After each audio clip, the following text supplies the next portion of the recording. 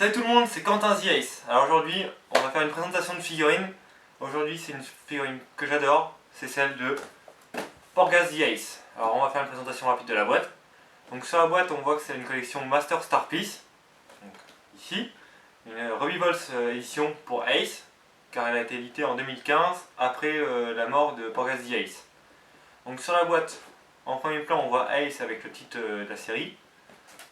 Là, une très belle représentation de Ace. Pareil de l'autre côté.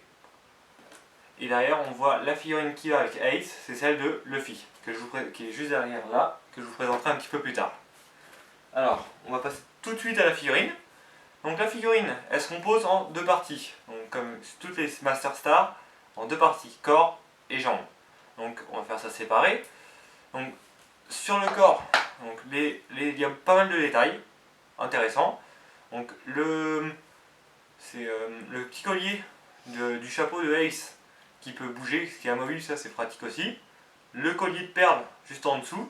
Donc de toute façon vous aurez des photos comme d'habitude, pour vous voyez bien.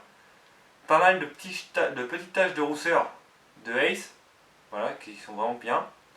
De l'autre côté, après on voit le tatouage identique, donc AS barré plus le CE, vraiment génial.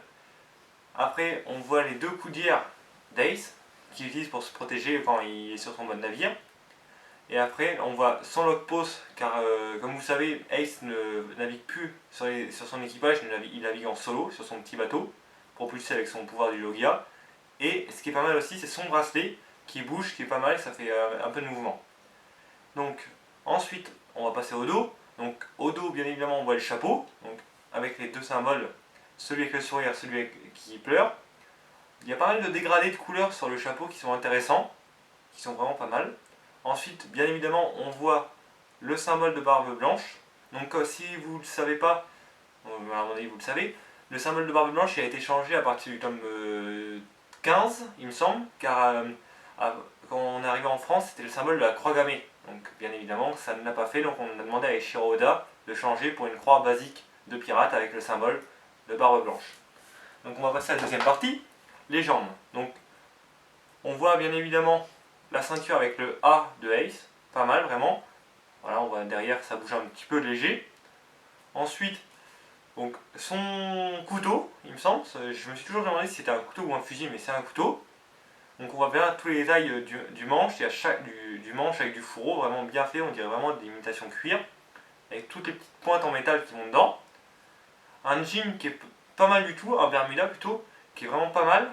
Voilà, on voit bien chaque pli, il y a pas mal de contrastes qui sont intéressantes.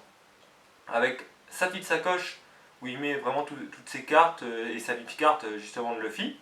Pas mal, toujours pas mal. Ce que j'aime bien sur cette figurine, c'est qu'il y a pas mal beaucoup de dégradés. C'est vraiment super beau.